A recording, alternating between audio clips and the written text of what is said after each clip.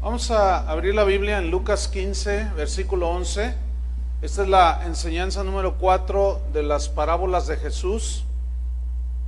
Y vamos a hablar hoy de una de las parábolas más hermosas que hay en la Biblia, y es la parábola del hijo pródigo. Y vamos a leer Lucas 15, versículo número 11. Dice así: un hombre tenía 2 hijos, y el menor de ellos dijo a su padre: Padre, dame la parte de los bienes que me corresponde, y les repartió los bienes. Y no muchos días después, juntándolo todo, el hijo menor se fue lejos a una provincia apartada, y allí desperdició sus bienes viviendo perdidamente. Y cuando todo lo hubo malgastado, vino una gran hambre en aquella provincia y comenzó a faltarle. Y fue y se arrimó a uno de los ciudadanos de aquella tierra, el cual envió a su hacienda para que apacentase cerdos, y deseaba llenar su vientre de las algarrobas que comían los cerdos, pero nadie le daba. Y volviendo en sí, dijo: ¿cuántos jornaleros en casa de mi padre tienen abundancia de pan, y yo aquí perezco de hambre? Me levantaré e iré a mi padre, y le diré: Padre, he pecado contra el cielo y contra ti. Ya no soy digno de ser llamado tu hijo. Hazme como a uno de tus jornaleros. Y levantándose vino a su padre, y cuando aún estaba lejos, lo vio su padre y fue movido a misericordia, y corrió y se echó sobre su cuello y le besó. Y el hijo le dijo: Padre, he pecado contra el cielo y contra ti. Ya no soy digno de ser llamado tu hijo. Pero el padre dijo a sus siervos: sacad el mejor vestido y vestidle, y poned un anillo en su mano y calzado en sus pies, y traed el becerro gordo y matadlo, y comamos y hagamos fiesta. Porque mi hijo muerto era y ha revivido, se había perdido y es hallado. Y comenzaron a regocijarse. Y su hijo mayor estaba en el campo, y cuando vino y llegó cerca de la casa, oyó la música y las danzas. Y llamando a uno de los criados le preguntó qué era aquello. Él le dijo: tu hermano ha venido, y tu padre ha hecho matar el becerro gordo por haberle recibido bueno y sano. Entonces se enojó y no quería entrar. Salió por tanto su padre y le rogaba que entrase. Mas él respondiendo dijo al padre: he aquí, tantos años te sirvo, no habiéndote desobedecido jamás, y nunca me has dado ni un cabrito para gozarme con mis amigos. Pero cuando vino tu hijo, que ha consumido tus bienes con rameras, has hecho matar para él el becerro gordo. Él entonces le dijo: hijo, tú siempre estás conmigo, y todas mis cosas son tuyas, mas era necesario hacer fiesta y regocijarnos, porque tu hermano era muerto y ha revivido, se había perdido y es hallado. En esta parábola hay varias enseñanzas que quiero subrayar. Número 1, aquí Jesús rechaza el legalismo de los fariseos, que lo criticaron por recibir a los pecadores que se arrepentían. De esa manera ellos estaban distorsionando la verdadera imagen de Dios, que es misericordioso. Enseñanza número 2, esta parábola nos enseña sobre la misericordia que Dios el Padre tiene hacia los pecadores arrepentidos. Porque el que no se arrepiente, no hay misericordia. Y también nos muestra el gozo que hay en el cielo cuando un pecador vuelve a la casa del Padre. Otra enseñanza es que el enfoque de la parábola en sí no es el hijo rebelde, sino el enfoque verdadero es el padre que espera pacientemente que el hijo vuelva para mostrar y derramar sobre él su misericordia, porque pecadores hay muchos y Dios nada más hay uno. Entonces, en realidad ese es el enfoque de la parábola. Hay 3 personajes en esta parábola: es el hijo pródigo, que significa despilfarrador, está el padre y el hermano mayor, o el hijo mayor. El hijo pródigo representa a cada uno de los seres humanos, a cada uno de nosotros que vive lejos de Dios. Pero también representa a aquel que vive lejos de Dios, pero que también es recibido por el Padre si se arrepiente. Entonces, si se arrepiente, este hijo experimenta la gracia de Dios. El hijo exigió su libertad para usarla como él quería, sin darle cuentas a nadie. Y su pecado, pongan atención, no consistía en la reclamación en sí de la libertad que él quería, sino el pecado consistía en lo que iba a hacer con su libertad. O sea, tú tienes libertad de hacer lo que tú quieras con tu vida, pero puedes hacer el bien y puedes hacer el mal, ¿sí? En eso consistió el pecado de este joven. Tras la vida de derroche y de libertinaje, el hijo cae en la miseria. Decidió usar su libertad para hacer lo que él quería y se fue al libertinaje, se fue al derroche, cayó en la miseria, reflexionó de pronto acerca de su verdadera condición y volvió en sí. Su arrepentimiento lo hizo regresar al Padre. Yo quiero que noten que si no hay arrepentimiento, no hay vuelta a Dios. El hijo pródigo solo es recibido y perdonado después de arrepentirse genuinamente. Entonces el Padre lo recibe y experimenta la sublime gracia de Dios. Y esta es la enseñanza, ¿sí?, para todo aquel que se arrepiente y vuelve al Padre. Entonces aquí vemos que el Padre es verdaderamente el personaje central de la parábola, porque representa a Dios. Un Dios que hace resaltar su misericordia, un Dios que se presenta no como un Dios dictador y prepotente que nos muestra el camino correcto, nos muestra el camino correcto, pero a la vez nos deja libres para que escojamos con cómo y con quién queremos caminar. Entonces es un Dios que nos da esa libertad.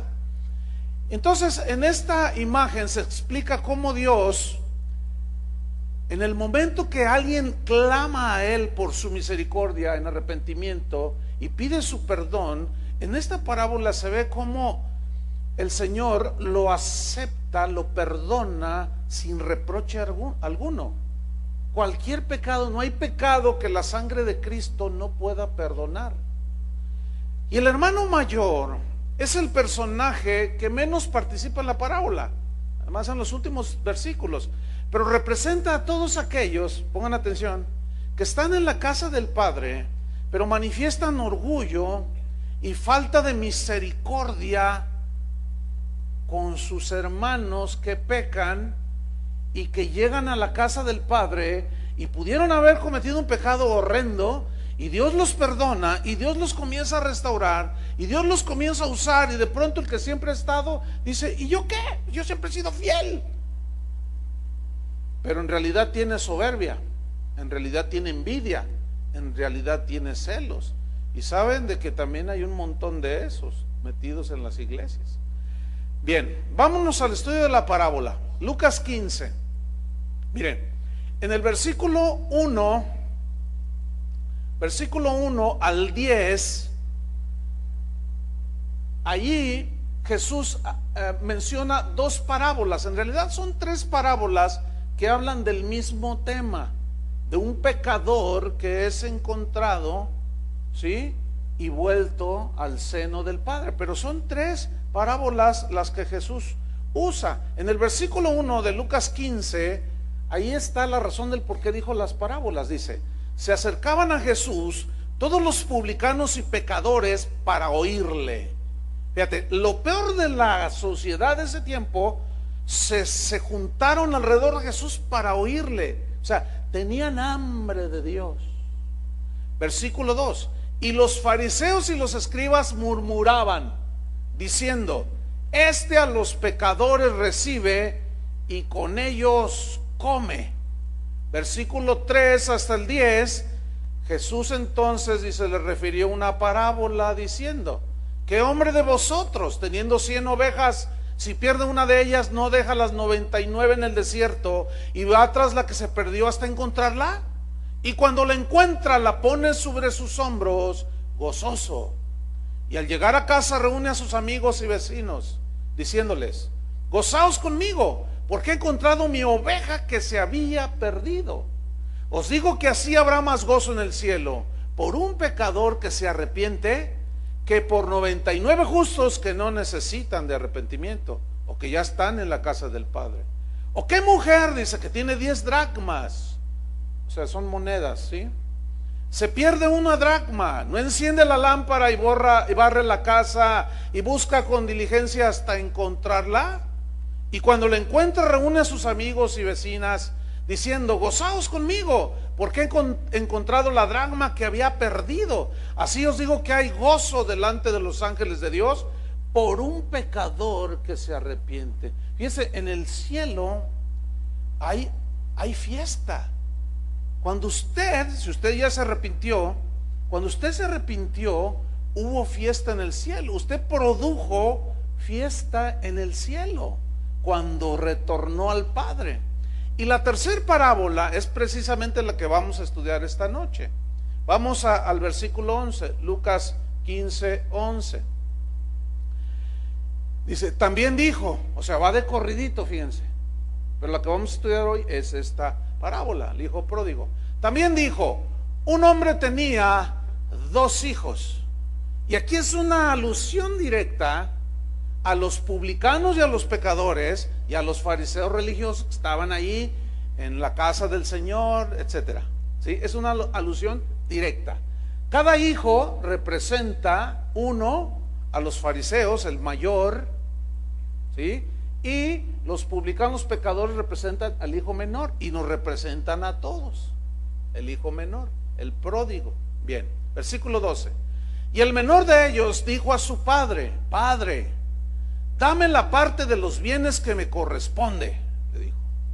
¿Qué nos enseña esto? Toda persona que vive y usa su vida a su manera y tiene como lema el canto a mi manera, sin tomar en cuenta la voluntad de Dios, está representado en este hijo pródigo, ¿sí? Es como si el hijo pródigo le hubiera dicho a su padre: esta es mi herencia, dame la herencia a la que tengo derecho. Una vez que tú me la des, yo quiero usarla como me plazca. No te metas con mis asuntos, déjame vivir mi vida. ¿Ha escuchado gente que dice así? ¿Sabe qué? A mí no me digas nada, no te metas con mi vida, ni tampoco quiero que Dios se meta en mi vida. Mira, Dios está ahí en el cielo, Él allá está muy ocupado en sus cosas, yo acá en las mías, Dios allá, yo acá. Yo no quiero saber nada de Dios. Yo voy a vivir mi vida y tú no eres nadie para decirme si estoy bien o mal. Yo hago de mi vida lo que me da mi gana. Tienes todo el derecho de hacer de tu vida lo que te dé la gana. Pero vamos a ver en qué derivan todos aquellos que en un tiempo, que ya vivimos experiencia, hicimos lo que nos daba nuestra gana. Y hasta qué punto llegamos y tocamos fondo, pero después recibimos la misericordia de Dios. Y si hay alguien aquí o que escuche por internet o esta enseñanza, que es de los que dicen: yo quiero vivir mi vida como a mí me dé mi gana, puedes vivirla. Pero yo te voy a decir lo que viene más adelante. El padre guarda silencio. El padre, al escuchar la petición de su hijo, guarda silencio y dice en el versículo 12: y les repartió los bienes. Yo quiero que pongan atención que dice: les repartió los bienes. A ambos les dio sus bienes. Ahora, si a ti te dan una herencia, ¿qué haces? Pues la usas, ¿no? Si te dejan $1,000,000 en el banco, tu abuelito que se murió y dijo: el heredero es mi único nieto, y tú eres el nieto o la nieta, ¿qué vas a hacer con ese dinero? Pues a usarlo, ¿no? ¿O lo tendrías allí? ¿Verdad que no? Lo usas para las cosas que necesitas. Bueno, les repartió los bienes a ambos. Ok, versículo 13. No muchos días después, juntándolo todo, el hijo menor se fue lejos a una provincia apartada. Cuando yo leo esta frase, se fue lejos, mi mente inmediatamente vuela y me recuerda al profeta Jonás. ¿Se acuerdan? Que Dios le dijo, le dio una orden: ve y predica, y él no quiso ir. Dice, y agarró un barco y se fue lejos de la presencia de Dios. Como si nos pudiéramos alejar de la presencia de Dios, que es Dios y está en todas partes, y eso se llama la omnipresencia de Dios. Y el salmista decía: ¿a dónde huiré de tu espíritu? ¿A dónde iré y me esconderé? Si yo me fuera a lo más profundo allá del abismo, allá estás tú. Si me fuera a lo profundo del mar, ahí estás tú. Si fuera, ahí estás tú. No podemos escapar de Dios. No podemos escapar de los ojos de Dios. No podemos escapar de la omnipresencia de Dios, de la omnisciencia de Dios y la omnipotencia de Dios. No podemos. Somos seres finitos. Y este joven, como toda esa gente que piensa que hace las cosas cuando nadie lo ve, qué necios somos, ¿verdad? Sí, a lo mejor no te ve tu esposa, a lo mejor no te ven tus hijos, pero Dios sí te ve. Ese es algo que no está en la conciencia presente en las personas. ¿Por qué? Porque se alejan de Dios. Entonces se fue lejos a una provincia apartada, lejos, donde había puros habitantes que vivían lejos de Dios. Y cuando tú te juntas con gente que está lejos de Dios, lo más seguro es que te alejas más de Dios. Y se fue lejos a una provincia apartada. Ahora, vamos a notar aquí que el padre de este joven no hizo el intento de detenerlo. Esto es muy importante. No le dijo como cuando los hijos chantajean a los padres: si no me das tanto, me largo de la casa. Entonces la señora, ¿verdad? Pues claro, pues es su hija, ¿no? La mamá, no, pues se le hinca a la hija. No te vayas, le dice. Tú eres la razón de mi vida. Y la muchacha, pues entonces déjeme llegar a la hora que a mí me dé mi gana. Si son las 4 de la mañana, usted no se mete en mi vida. Hija, pero es que no te conviene. Pues si no, me largo de la casa. Ay, hijita, ay, señora. Se deja chantajear por la hija, se deja chantajear por el hijo. A veces hay en ocasiones que me preguntan: pastor, ¿qué hago con mi hijo? Siempre me está amenazando que se vaya, que se largue. ¿Qué puede hacer? Claro, si es un niño de 5 años y agarra su morralito: ya me voy, mamá, ándale, venga, si lo mete y lo baña, le da su lechita y a dormir. Pero si ya es un joven como este, ya mayor de edad, que se vaya. Claro, algunos que probablemente estén en una situación dirán: no, sí, qué fácil, dice el pastor, que se vaya. Yo también tengo hijos, y nunca me dejé chantajear. ¿De dónde saqué ese principio? De aquí.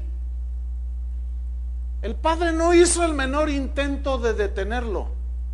¿Por qué? Porque ya era adulto. Entonces él respetó la decisión de su hijo. Ok, ahí está lo que te corresponde. ¿Te quieres ir? Me quiero ir a donde me dé mi gana. También puedes hacer lo que tú quieras. No hizo el intento de detenerlo. Y se fue el joven. ¿A dónde se fue? A una provincia apartada. Y esto representa la lejanía de Dios. Mientras más lejos de Dios, esta lejanía de Dios nos va a llevar a todo tipo de desviaciones, a todo tipo de maldades, pecado que nos hunden en el lodo cenagoso del pecado. Romanos 1:28 al 32, aquí nos revela la Biblia ese lodo cenagoso, esas arenas movedizas de la maldad y del pecado cuando nos alejamos de Dios. Dice Romanos 1:28 al 32, y como ellos no aprobaron tener en cuenta a Dios, o sea, no tomaron a Dios en cuenta en sus planes, en sus proyectos, en sus vidas, en sus matrimonios, en su relación con sus hijos, en sus negocios, Dios no contaba para ellos. Fíjate lo que dice, como ellos no aprobaron tener en cuenta a Dios, Dios los entregó. Aquí entregar significa Dios los abandonó. Así como el hijo dijo, me voy, vete. ¿Entiende? Dice, Dios los entregó a una mente reprobada. O sea, pensamientos reprobados, porque desviaban hacia la maldad y el pecado. Dios los entregó una mente reprobada para hacer cosas que no convienen. Versículo 29. Estando atestados de toda injusticia, fornicación o inmoralidad sexual, perversidad, avaricia, maldad, llenos de envidia, homicidios, contiendas, engaños y malignidades. Oiga, parece que está describiendo Guadalajara. ¿Ya se dio cuenta? Es increíble. Pero luego sigue con Ciudad Juárez. Fíjense el versículo 30. Murmuradores, detractores, aborrecedores de Dios, injuriosos, soberbios, altivos, inventores de males, desobedientes a los padres, necios, desleales, sin afecto natural. Oiga, el martes que voy hacia mi casa, yo tomo el rumbo de López Mateos, me encuentro con un embotellamiento de 1 hora ahí parado.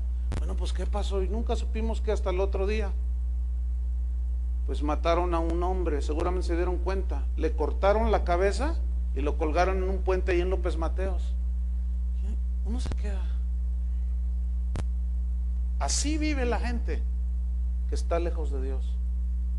Y ese tipo de vida es la que tiene la gente que está lejos de Dios. Dice versículo 31, necios, desleales, sin afecto natural, implacables, sin misericordia. Ahí está.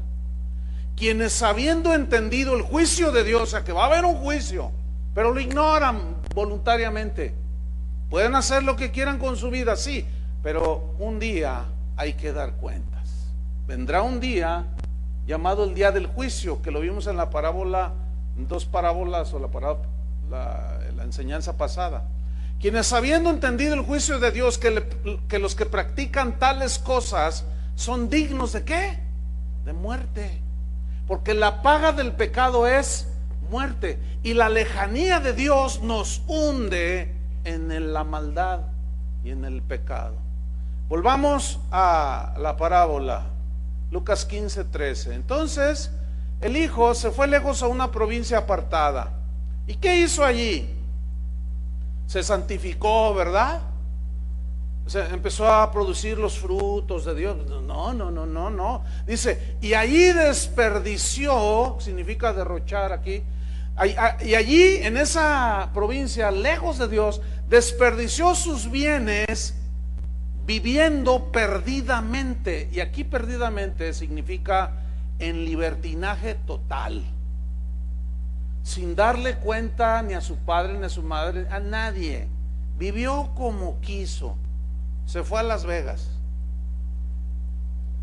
Ahora, este versículo de Lucas 15:13, en una versión que se llama versión israelita o mesiánica, judíos cristianos, que hicieron una traducción, en Lucas 15:13 se lee de esta manera: tan pronto como pudo convertir su hacienda, su parte, en dinero, o sea, significa que lo que recibió fueron bienes en especie, pudieron haber sido tierras, pudieron haber sido joyas. Dice, y tan pronto como pudo convertir su parte en dinero, el hijo menor se fue a un país lejano, donde derrochó su dinero viviendo una vida desenfrenada. Nadie le Nadie, no tenía freno, no se detenía para nada. Hacía lo que todo aquel que está lejos de Dios hace. Bien, aquí hay algo importante de subrayar. Donde dice bienes, dame los bienes que me corresponden, y le repartió sus bienes. Esa palabra bienes, encontré algo muy interesante, fíjese. Se traduce de un vocablo griego que es bios, con B grande. Y bios, su significado primario es vida. Pongan mucha atención, vida. Pero también incluye los medios de sustentar la vida. O sea, el dinero, las cosas para sustentar la vida. Pero a mí me llama la atención que su significado primario es vida, vida. Ahora, él lo que recibió del Padre, como dice la versión israelita, cuando pudo convertir su parte en dinero, entonces él tenía dinero en sus manos. Ahora, el dinero, hermanos, representa vida. ¿Por qué el dinero representa vida? Yo le he explicado en otras ocasiones. El dinero representa vida por esto. Porque usted trabaja 7 días a la semana, ¿sí? Entonces el viernes o cada 15 días le entregan a usted un cheque o un sobre con dinero.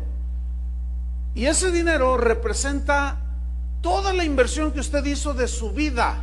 8 horas metido en la oficina o vendiendo ahí en el departamento aquel, qué sé yo. Y eso representa sus fuerzas, representa su fuerza intelectual, su inteligencia, su fuerza física, representa su tiempo. Es decir, usted invirtió parte de su vida, ¿cierto? Entonces le fue entregado dinero. Y ese dinero representa vida. Ahora, si ese dinero lo recibe en la semana, el viernes o en la quincena, y usted toma ese dinero que es su vida, y usted tiene esposa, tiene hijos, tiene una mamá anciana, tiene un papá anciano, qué sé yo, usted tiene responsabilidades con los suyos. Entonces usted toma ese dinero y usted se va con sus amigotes, se va al estadio de las Chivas, se gasta media quincena en una noche. Piensa bien lo que está haciendo con su vida. ¿Qué? Malgastando su vida, derrochando su vida. Escúchenme bien, eso es un pecado grave.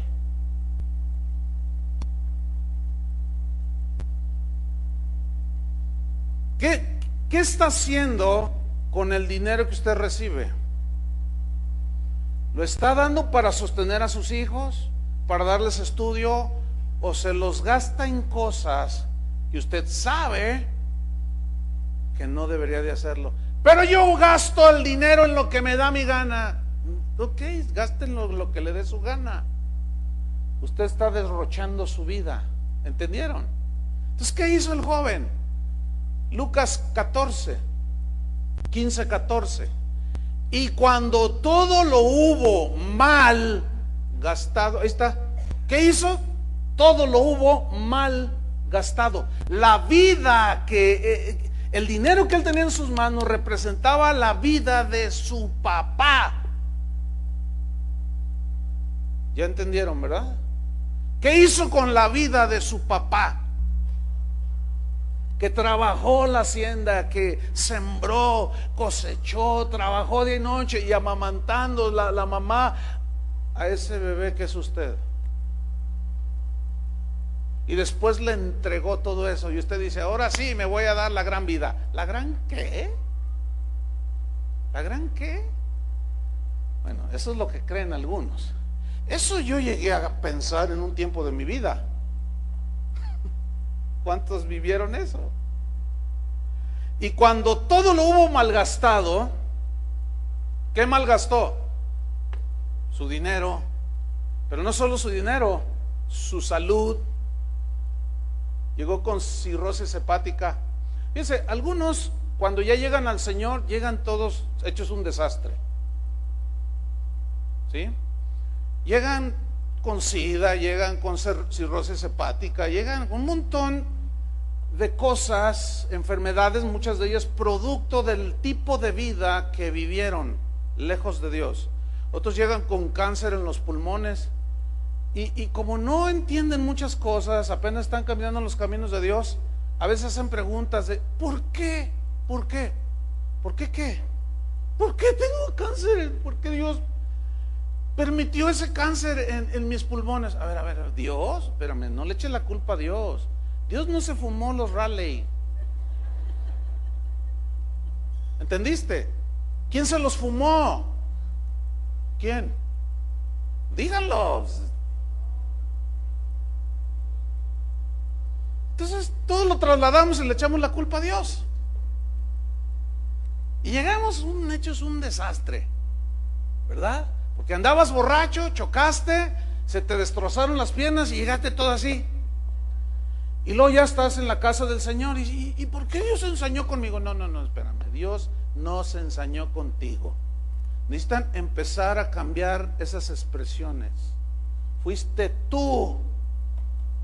¿Quién fue? Díganlo. No les gusta esto, ¿verdad? Porque como estamos acostumbrados a que la psicología nos dice de que tú eres así o te pasó esto por culpa de otros, ¿verdad? No, fue por tu culpa. Porque tú decidiste hacer de tu vida lo que quisiste.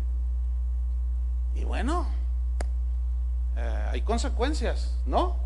Entonces el joven, después de que malgastó su salud, su vida, su tiempo, imagínate cuánto tiempo perdido. ¿Cuántos de ustedes están allí con sus 60 años y dicen, ay, si hubiera hecho caso hace 30 años de que Cristo no estuviera a lo mejor como estoy? ¿Y cómo estás?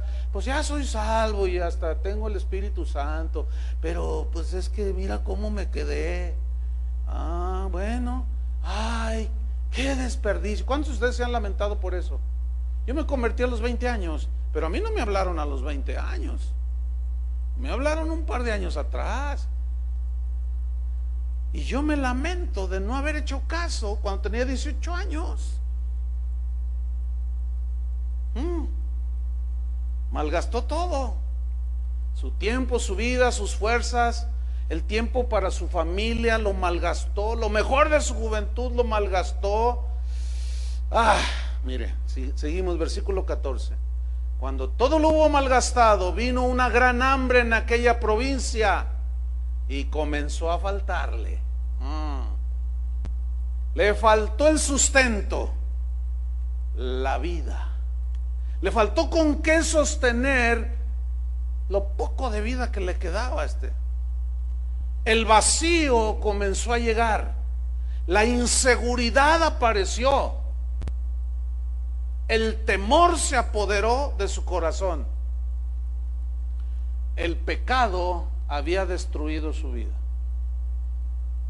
Y comenzó a darse cuenta de pronto que la vida no dura para siempre. ¿Cuántos ya se han dado cuenta que la vida se nos va como un respiro? ¿Ya se dieron cuenta? Yo me acuerdo cuando era adolescente, que tenía 10 años, yo ya quería tener 20. Después, cuando tenía 20, decía, no, yo ya quiero tener 30. Y ahora quiero tener 10 otra vez. Porque ya se me pasaron 54 años de mi vida. Y miro hacia atrás y digo, ¿qué fue? ¿Qué fue esto? ¿Qué fue esto? Un abrir y cerrar de ojos. ¿Cuántos aquí tienen 70 años? Hay 2, 3, 80, 85. Mamá, mi mamá, ahí está mi mamá. Tiene 85 años, mi mamá. Mira que tengo unas fotos cuando tenía 20 años y está todo lo que daba. No, era hermosa mi mamá en su juventud. Ya pasó el tiempo, ¿verdad, abuelita? Te digo abuelita de cariño también, ¿no? Pero es mi mamá. Isaías 46:7 dice, voz que decía, da voces. Y yo respondí, ¿qué tengo que decir a voces? Isaías 46:7. ¿Qué tengo que decir a voces? Esto, que toda carne es hierba, y toda su gloria es como flor del campo. Pregunta, ¿cómo es la hierba del campo? ¿Cómo es la flor del campo? Jesús dijo que hoy es y mañana ya no es. Así es la vida del hombre. Versículo 7. La hierba se seca y la flor se marchita, porque el viento de Jehová sopló en ella. Así es la vida de nosotros, hermanos. Es como la flor del campo, que hoy es y mañana ya no. Es como neblina, dice Santiago. ¿Qué pasa? ¿Sí? Amanece con neblina y en una hora ya se pasó. Así es la vida, hermanos. Como para malgastarla lejos de Dios. Sigamos con la historia. Vino una gran hambre en aquella provincia y comenzó a faltarle. Comenzó a sentir que algo ya no marchaba. Comenzó a sentir que ya no tenía el control de las cosas. Qué efímeros somos. Nos vamos extinguiendo sin poder evitarlo. La pregunta aquí es, ¿qué hemos hecho de nuestra vida hasta el día de hoy? ¿Qué hemos hecho de nuestra vida hasta el día de hoy? ¿Qué ha hecho usted de su vida? De sus fuerzas, de su inteligencia, ¿qué ha hecho usted? Versículo 15. Comenzó a faltarle y dice, y fue y se arrimó a uno de los ciudadanos de aquella tierra, el cual envió a su hacienda para que apacentase cerdos. Fue y se arrimó. Fíjese nomás, de tener riqueza, de tener abundancia de vida, de pronto ya no tenía ni para comer el muchacho este. Y fue y se arrimó. Qué tremendo es una persona que es arrimada. No se puede valer por sí misma, algo malo le salió. No tiene trabajo, lo perdió, cosas que pasan hasta comúnmente en la vida cotidiana. Y cuando no tenemos con qué valernos, cualquier rinconcito es bueno, ¿no? Y te dice tu mamá, ay hijo, pues no le haces, mira aquí tengo este cuartito, saco todos los tiliches, saco todas los cachivaches, las bicicletas viejas, todos los botes que están allí de pintura vieja, y allí quédate, mamá, donde sea, le dice el hijo. Pero qué terrible es esa situación, ¿no? De no, ya que todo se te escapa del control. Pues no, que muy nice, pues no, que muy dueño de tu voluntad. ¿Ven? Fue y se arrimó. Y todavía deje de eso, se arrimó, consiguió un trabajo. Y no consiguió un trabajo como gerente de un hotel, de esos de 5 estrellas. No, hombre. Consiguió un trabajo de cuidapuercos. Ahora déjame decirle algo, Usted sabe que el cerdo para el judío era algo inmundo, ¿no? Imagínese, ¿no? Y él está aludiendo a esto, Jesús, en su parábola, y los cerdos representan la inmundicia del pecado. O sea, todo aquel que se aleja de Dios, no toma en cuenta a Dios, hace lo que le da su gana, va a terminar cuidando cerdos.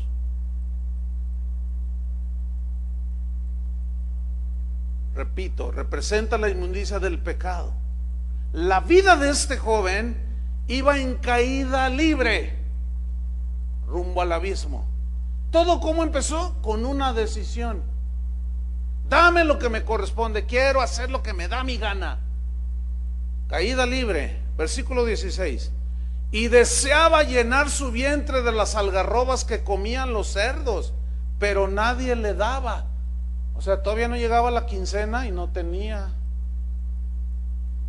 Las algarrobas son especies de vainas con las que alimentaban a los cerdos. Pero cuando había hambruna, la gente más pobre comía ese tipo de vainas. Pero fíjese hasta dónde llegó ni siquiera podía comer las algarrobas que comían los cerdos. porque seguramente el dueño de los cerdos, el que lo contrató, lo estaba vigilando. Hey, deja ahí.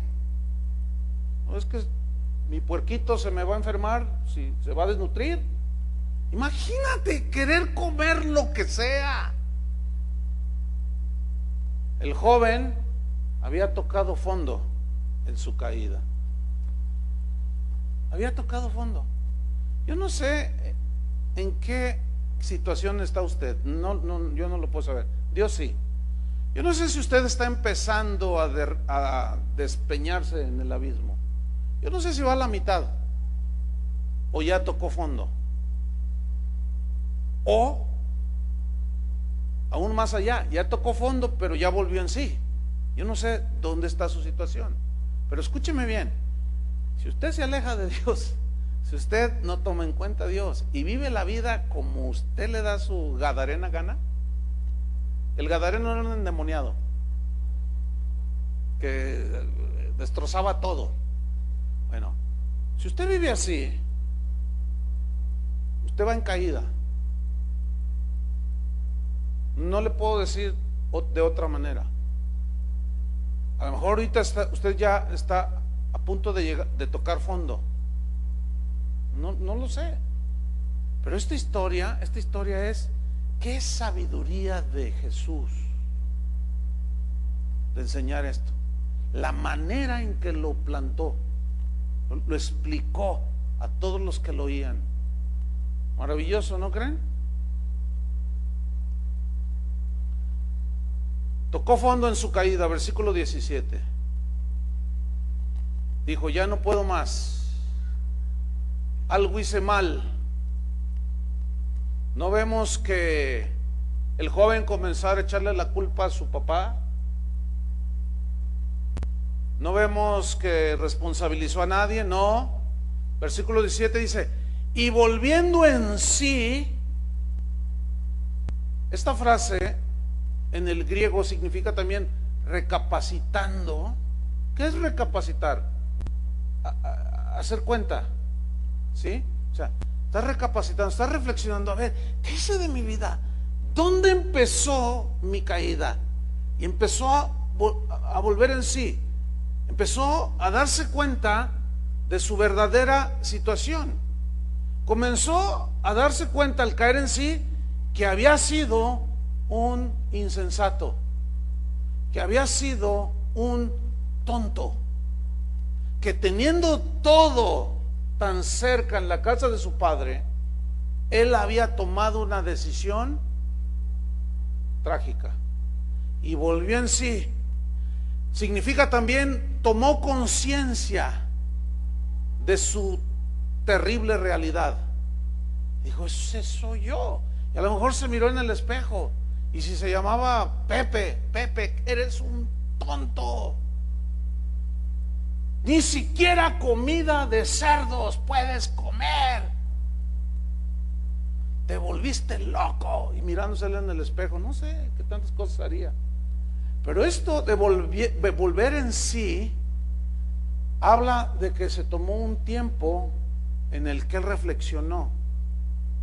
Bueno, algunos de ustedes necesitan reflexionar respecto a su matrimonio, porque tal vez están a punto del despeñadero, y si no vuelven en sí, pueden perder su familia. Escuchen, aunque sean cristianos. ¿Por qué? Por las malas decisiones que tomamos. No, tranquilo, recapacite, vuelva en sí. Antes de tomar ese dinero que no le corresponde, piénselo 2 veces. Ahora, si ya lo robó, bueno, al rato vamos a ver que Dios perdona todos los pecados, pero si lo agarra la policía, no le eche la culpa a Dios. Si lo meten a la cárcel, no diga, ay, ¿por qué si yo soy tu hijo? Porque así algunos dicen, ¿no? Sí, mijo, tu cuenta conmigo está saldada, pero con los hombres no. Tienes que estarte ahí en Puente Grande un rato. ¿Ve? Por eso hay que reflexionar, hay que recapacitar. Volviendo en sí dijo, fíjate, comenzó a analizar las cosas. Dijo, ¿cuántos jornaleros en casa de mi padre tienen abundancia de pan? Abundancia de pan. ¿Qué dijo Jesús? Que Él era el pan del cielo, ¿no es cierto? Y que ese pan nos alimentaba. Y que ese pan, al alimentarnos de Él, nos daba fuerza. Pero si no se alimentan de Dios, no hay verdadero pan.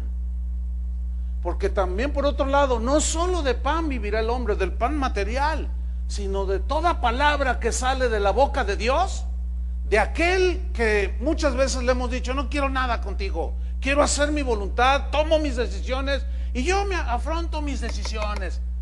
Acuérdate, los que ya estamos más para allá, acordémonos cuando estábamos jóvenes de las decisiones que tomamos. Así rápidamente, ya pasó la película. ¿Qué decisiones tomaste en aquellos años mozos? Donde te subías en tu auto y, como los muchachitos de ahora, ¿verdad? Son los que más se matan en los choques. Que piensan que el mundo es de plástico, no sé, y van a 180 por hora en López Mateos y borrachos, y se sienten dueños de todo. Y vean lo que puede hacer una mala decisión. Hay consecuencias de esas malas decisiones. Entonces el joven comenzó a volver en sí. Dice: en la casa de mi padre tienen abundancia y aquí perezco de hambre. Y aquí comenzó su verdadero arrepentimiento, cuando tocó fondo y dijo, versículo 18, mire, aquí está, dijo: me levantaré e iré a mi padre. ¿Qué significa esto? Cuando dice me levantaré, el volver en sí habla de una reflexión profunda en sentido espiritual. ¿Sí? ¿Cómo estoy con Dios? Ok, ya estoy hecho un desastre. Cuando menos lo que quiero salvar es mi vida. Aunque lo demás, mi familia, mi salud, ya no la pueda recuperar. Pero salvar mi vida de la condenación del infierno. El arrepentimiento nos hace retornar al camino correcto que nos lleva hacia Dios. Escuchen esto: si no hay arrepentimiento genuino, no hay retorno a Dios. Las religiones engañan a la gente: traiga dinero. Los de enlace dicen: pacte con Dios. Y te engañan, te mienten. Así no se acerca uno a Dios. Así no se recibe el perdón de Dios, ni las bendiciones de Dios. Las bendiciones y el perdón de Dios se reciben cuando nos arrepentimos de nuestros pecados, no pagando dinero, no comprando indulgencias, no haciendo buenas obras. No, eso es un engaño de las religiones. Y Jesús les está echando en cara a toda esa gente precisamente eso. Tremendo. Me levantaré, iré a mi padre y le diré. Y aquí habla de confesión de las ofensas. Aquí el padre, dice: le diré, Padre, he pecado contra el cielo y contra ti. Noten que hay dos direcciones a las cuales el pródigo reconoce que pecó: contra su papá, contra su padre terrenal, y contra el cielo, o sea, contra Dios. Ahora quiero que pongan mucha atención. El orden de confesión de pecados y de pedir perdón aquí está establecido en esta parábola. Me levantaré e iré a mi padre y le diré: Padre, he pecado. Y aquí está el orden. Número 1, contra el cielo, o sea, contra Dios. Contra el primero que pecamos cuando hacemos algo que no está en la voluntad de Dios, es contra Dios. He pecado contra el cielo y contra ti. Es decir, cuando tú te arrepientes, o cuando una persona se arrepiente verdaderamente de sus pecados, al primero que le tiene que pedir perdón de todo lo malo que hizo y que lo tiene al borde del abismo del infierno, es a Dios. He pecado contra ti, Señor. Y en ese momento de arrepentimiento genuino, dice la Biblia que Dios nos perdona, nos limpia nuestros pecados y nos produce uno de los milagros más grandes que un ser humano puede experimentar: nacer de nuevo, es decir, nacer para Dios, retornar a Dios del que nos alejamos cuando empezamos a crecer de niños. Pero escúcheme bien, después de que se le pide perdón a Dios, hay que pedir perdón a su esposa, a la que engañó 20 veces, a los hijos a los que descuidó. Algunos de ustedes se han reconciliado con Dios, pero nunca han pedido perdón a su esposa, a su padre, a su madre, al patrón, al compadre que le fuiste desleal, qué sé yo. Arreglen las cuentas bien, porque nuestra vida también está en un hilito. Ese es el orden. Padre, le diré: Padre, pecado contra el cielo, contra Dios y contra ti, o sea, el que ofendimos. Entonces se pide perdón a Dios y a los que hemos ofendido. Ese es el orden. Versículo 19, sigue hablando este muchacho y dice: ya no soy digno de ser llamado tu hijo. O sea, ya allí tenía otra actitud totalmente distinta. La primera vez llegó: Padre, dame lo que me corresponde, con soberbia, orgullo, voy a vivir mi vida. Y aquí ya cambia el tono: ya no soy digno de ser llamado tu hijo, hazme como a uno de tus jornaleros. No me importa, pero dame entrada a tu casa, papá. Eso significa que el verdadero arrepentimiento produce total humillación. El que no se humilla delante de Dios no puede recibir la gracia de Dios. Hay gente que ha hecho de toda su vida, ha vivido la vida como le ha querido y todavía le reclama a Dios. A ver, si en verdad fueras Dios, ¿por qué permites esto? ¿Y por qué? A ver, ¿por qué no acabas con el diablo? A ver, y empiezan a vociferar un montón de tonterías. Pero él, en una total humillación, reconoce sus pecados y empieza a clamar a Dios su perdón. Versículo 20. Y levantándose, o sea, no solo se quedó en la buena intención, no, puso manos a la obra. Estoy en el versículo 20. Y levantándose vino a su padre, y cuando estaba lejos lo vio su padre. ¿Qué significa esto? Yo me imagino que su padre todos los días por la mañana miraba hacia el horizonte por la ventana. Tenía la esperanza que un día su hijo volviera en sí, que un día se diera cuenta que la peor decisión que había hecho era irse lejos de la casa del padre. Y ahí estaba pacientemente. No dice la Biblia cuánto tiempo vivió alejado, no dice, pero se entiende que esto fue un tiempo suficiente como para haber llegado al punto en el que llegó, porque era mucho lo que había recibido de dinero y en lo que se lo gastó y inició el proceso de tocar fondo. Pero ahí estaba su padre. Cuando lo vio su padre, fue movido a misericordia. Esta palabra movido a misericordia en el griego significa sus entrañas, o sea, en lo profundo de su ser, de su papá, que significa Dios, representa a Dios. En su corazón, en sus entrañas, dice, surgió misericordia, que significa compasión por ver el estado miserable en el que vio que venía su hijo. Esa es la misericordia de Dios, que en la miseria total en la que estábamos, oliendo a cerdo, entiéndase, maldad, pecado, inmundicia, clamaste a Él y no le importó que olieras así. Sus entrañas se conmovieron y miró tu condición y no le importó. Vean lo que hizo. Fue movido a misericordia. ¿Y qué hizo el padre? Corrió. ¿Quién fue el que descendió del cielo a morir en la cruz? Él.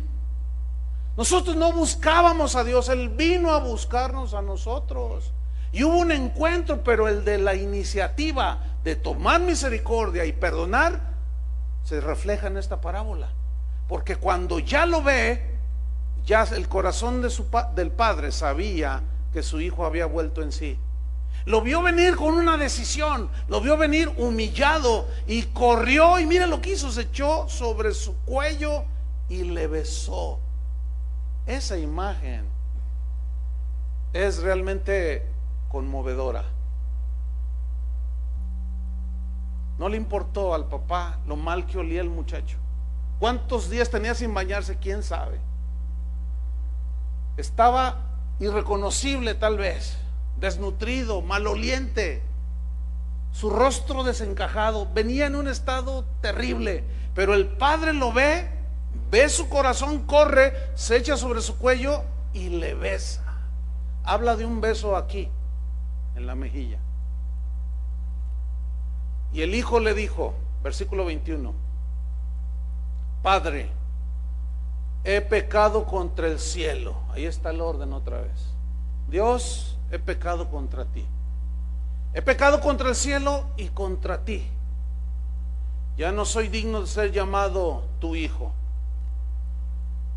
Versículo 22. Pero el padre dijo a su siervo, o sea, hasta lo interrumpió al hijo, porque Dios ve el corazón, ¿entiende?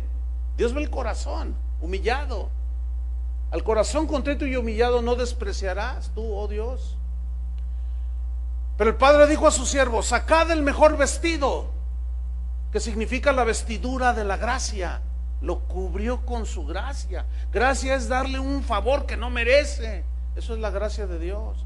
Y nosotros no merecemos nada, pero Dios en su misericordia, por su gracia, nos extiende esa vestidura nueva de gracia y nos viste con un vestido nuevo. Y se saca del mejor vestido, y el mejor vestido que tiene Dios es el vestido de la gracia, y vestidle, y poned un anillo en su mano y calzado en sus pies. Esto simboliza honor y libertad. Honor porque era un hijo legítimo. Entonces, al ser hijo legítimo, hay una reconciliación perfecta, completa, total. A los suyos vino y los suyos no le recibieron, lo rechazaron. Mas a los que le recibieron, les dio potestad de ser llamados sus hijos. Y nos vistió con vestiduras de salvación. Nos puso un manto de justicia, dice Isaías. Y el calzado simboliza, los sirvientes, los esclavos no usaban calzado, y le pusieron calzado, y significa libertad, para caminar ahora en los caminos de Dios, como un hijo legítimo de Dios, vuelto a la comunión con Él. Pero luego venía la fiesta, versículo 23, traed el becerro gordo, dice, y matadlo y comamos y hagamos fiesta, porque mi hijo muerto era ya revivido, se había perdido y es hallado. Y comenzaron a regocijarse todos allí. Y su hijo mayor estaba en el campo, y cuando vino y llegó cerca de la casa, oyó la música y las danzas. Había fiesta allí en la casa del padre. Y llamando a uno de los criados le preguntó, ¿qué era aquello? ¿Qué es eso? Él le dijo, tu hermano ha venido, y tu padre ha hecho matar el becerro gordo por haberle recibido bueno y sano. Entonces, ¿qué hizo? Se enojó. Ahora, retornen a los fariseos así, criticando a Jesús porque recibía a los pecadores y a los peores. Hay mucha gente que cree que está cerca de Dios como estaba cerca de Dios, pero no lo conocía. También necesitaba reconciliación con Dios. Estaba ahí cerca, pero no disfrutaba de la presencia del Padre. Andaba lejos allá en el campo. No quiso participar de la fiesta espiritual. Y así es la gente religiosa. Creen que están cerca de Dios, hacen cosas religiosas, pero no participan de la verdadera vida espiritual. Espero me esté explicando. Entonces dice, mas él respondiendo al padre, el 28, entonces se enojó, o sea, le faltó misericordia y no quería entrar. No, y se puso sus moños. Ya ve como los muchachos, no voy, no quiero. Fíjense qué papelito estaba haciendo ahí ese. Salió por tanto su padre y le rogaba que entrase. Tú puedes entrar a la fiesta. Mas él respondiendo dijo al padre: he aquí, tantos años te sirvo, no habiéndote desobedecido jamás, y nunca me has dado ni un cabrito para gozarme con mis amigos. Mentira. A los dos les repartió la herencia. Así es el religioso, hermanos. Como no tiene comunión con Dios genuina, producto de su arrepentimiento, solo está en la iglesia, y es el que hace muchas cosas, pero para ganarse el favor de Dios. Y está todo, dice la Biblia, que está todo servido, que tenemos libertad para entrar al lugar santísimo. ¿No dice así la Biblia en Hebreos? Pero muchos, estando a la puerta, no entran y no participan. Usted puede estar aquí y oyendo todo esto, pero en realidad no participar directamente del mensaje de Dios. No sé si me explico. Que el Espíritu Santo muestre todavía más a cada uno. Entonces dice: tú nunca me has dado ni un cabrito. Mentiroso, versículo 30. Pero cuando vino tu hijo, fíjate cómo el desprecio, que ha consumido tus bienes con rameras, fíjate cómo le dice, con prostitutas, has hecho matar para él el becerro gordo. En otras palabras, como dice una versión, qué injusto eres. Pregunta: ¿es Dios injusto? ¿Qué no les dio a ambos la heredad? ¿Que a ambos no les dio la libertad para hacer? El otro decidió usarla mal y el otro decidió no usarla. Así. ¿Será Dios injusto? No. Él entonces dijo: hijo, tú siempre estás conmigo y todas mis cosas son tuyas, mas era necesario hacer fiesta y regocijarnos, porque tu hermano era muerto y ha revivido, se había perdido y es hallado. La parábola de las ovejas dice: 99 que están ahí en el redil, ¿para qué ya están ahí? Yo voy por la que está perdida. Dios está interesado en el pecador que todavía no se arrepiente. También está interesado en el que ya se arrepintió, pero está interesado Dios en que disfrutes la herencia espiritual. Efesios dice que hemos sido bendecidos con toda clase de bendición espiritual en los lugares celestiales con Cristo. Paz. ¿Quién tiene paz aquí? Esa no se puede comprar. ¿Puedes dormir a gusto? ¿Te sientes seguro en medio de la inseguridad que se vive en el mundo? ¿Cómo está tu vida? Conclusión: ¿cuál es el Dios que vemos en esta parábola? El Dios de la misericordia y el perdón. Y mientras Jesús no venga, el Dios de la misericordia y el perdón estará esperando que vuelvas en sí. Una vez que Cristo venga y se desenlace el final, ya no habrá tiempo. Será demasiado tarde. Vendrá el juicio de los justos y los injustos, los malos y los buenos, los feos y los bonitos, los limpios y los sucios. Ahorita es el tiempo. Pero yo no puedo volver en sí por ti. Si yo pudiera, yo reflexionaría por algunos de ustedes aquí y me retornaría a Dios. Pero no se puede. Yo no puedo hacer absolutamente, ni tu vecino que está a un lado, nadie, solamente tú. Oremos. Señor, te damos las gracias por tu palabra que nos confronta, nos habla con claridad. Padre, tú conoces el corazón y la condición de cada uno de los que estamos aquí, y seguramente todos en alguna parte nos identificamos en esta parábola, nos vemos retratados allí. Tal vez somos como el pródigo, otros como el hijo que está aquí pero que no disfruta, no vive la vida espiritual. Si somos como el pródigo, que estamos despilfarrando nuestra vida, haciendo lo que queremos sin tomarte en cuenta, esta historia nos revela el fin de todos aquellos que se van a una lejana provincia, a un país lejano, lejos de Dios. Irán de mal en peor, engañando y siendo engañados, arrastrándose en las profundidades de Satanás, en el fango, en la maldad, en la perversión. Pero si volvemos en sí, en nosotros mismos, si recapacitamos, Si hacemos un recuento, un balance sensato, y volvemos y retornamos, y el arrepentimiento nos hace regresar al camino, le damos la espalda al pecado y nos volvemos hacia Dios. Vuelve a Dios, esa es la enseñanza hoy, que el Dios de la misericordia y el perdón te recibirá. Pero eso es algo que cada quien hace de una manera personal. Nadie puede presionar a nadie. Levanta la mano, acepta. No. No, el Espíritu Santo es el que convence de pecado, de justicia y de juicio. Dejemos que el Espíritu Santo haga su trabajo. Señor, sabemos que eres el Dios de la misericordia. Y entre tanto Jesús no vuelva para el desenlace de los tiempos finales, hay misericordia y perdón, hay gracia en ti, Padre. Gracias, Señor, por revelarte como el Padre de misericordia, Dios de toda consolación, Dios de toda gracia. Gracias, Señor, que todavía estás esperando, mirando hacia lo lejos, que retornemos humillados delante de ti. La sangre de Cristo limpia nuestros pecados, Señor, y nos vuelva a la casa del Padre. En el nombre de Jesús.